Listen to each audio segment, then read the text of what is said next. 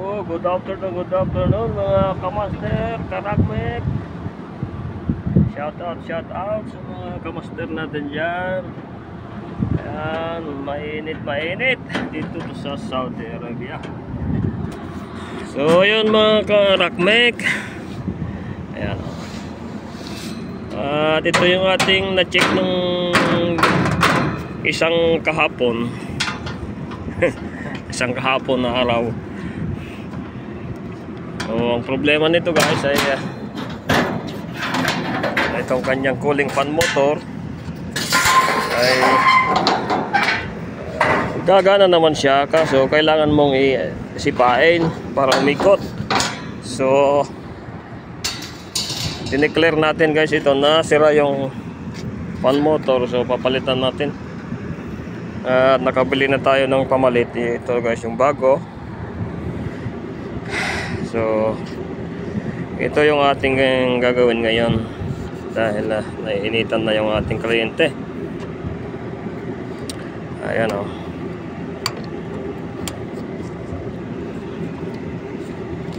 Ito ba?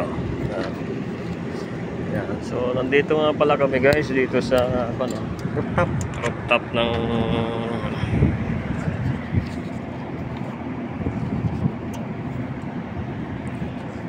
ayan. So tatanggalin na natin ngayon ito. Ano ba to? Putulin na to. Ayan.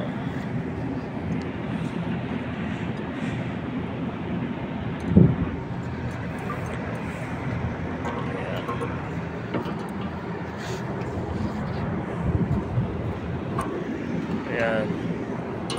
So ayun mga karakmek, i-check natin yung voltahe nito dahil parang 380 ang voltahe ata nito.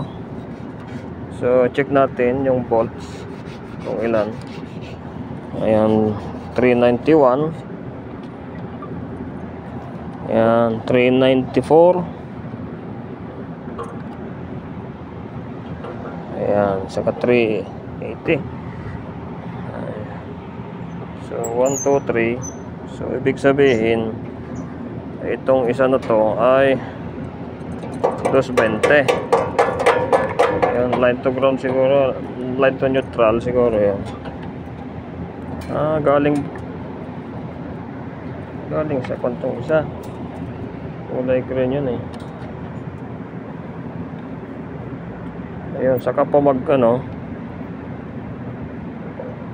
ayun doon. Ayun, 17 lang. Ayan, 220. So neutral to line 220 dahil 220 yung ating motor. Ayan, galing ah. Ano ba, maganit? Ano nga tubig? Lagyan natin tubig, painumin natin para nauuhaw siya eh. Ayan guys oh. Wala tayong WD-40 eh. Tubig lang yan. Ayan o. Nauuhaw lang yan eh dahil mainit panahon eh. So ayan, ayos. So ayan guys, medyo nahirapan kami pagtanggal ng fan blade, pero natanggal din namin dahil ginamitan namin ng tubig. So ito yung 410 pala itong unit na to.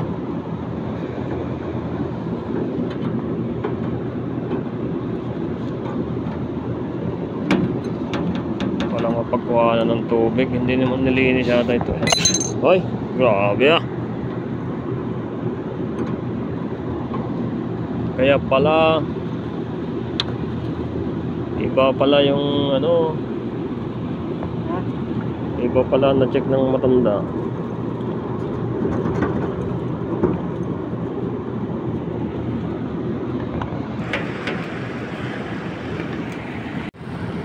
Yan, so yun guys, natanggal na namin ito yung luma, ito yung bagong bili ito, bago. Yan. Yan. So ayun mga kalakmek, nailagay na natin lahat, motor, connection, capacitor. So ito na siya ngayon guys. I-check natin yung alignment niya kung ayos siya. Yan, kasya naman yung ating isang daliri. Yan. So hindi siya sasabit. Ayan, pwede na natin paandarin. I-check lang natin yung tama yung connection niya. Ayan, tama naman. So bali ganito na lang yung ating ginawa.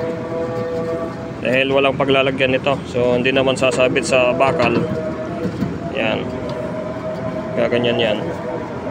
So takpan na natin guys at ating tawagan yung ating kliyente para mapalamig na natin tong ating unit. Ayan. Sige. So ayan guys, na paandar na yung ating unit. So ito yung ating mga reading. Ayan, yung amperahe niya ay 8.5. Ayan. Ikuha natin lahat to. Lahat ng linya. So yung pangalawa, yung line 2 ay 6.8. Yung line 3 ay 6.8. At itong line 1 natin ay 8.4. So pasado pa yan guys. Ang ito problema natin ay mataas yung karga, so bawasan natin. Okay naman, bawasan kahit mga lang 150. Sobra to, sobrang karga to. So mamaya lang bawas. Check muna natin guys itong kanyang high side. Wow! So medyo mataas nga. Malapit na sa 500. So mataas din ito, mataas yun. Check natin, baka mababa pa. Bawasan natin guys, baka bumaba yung kanyang ampere. Then mataas na eh. 8, 6.8, 8 amps. Yan. So mataas. Ibawasan natin.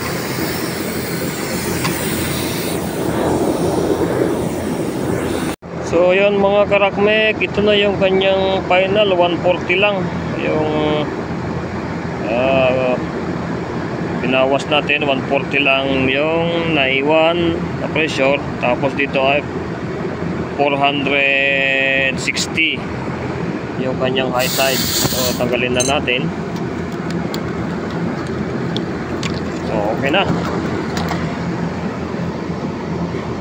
Kailangan na mahigpit ito guys dahil minsan dito naglilik para hindi na natin balikan. Ayan. So 8.4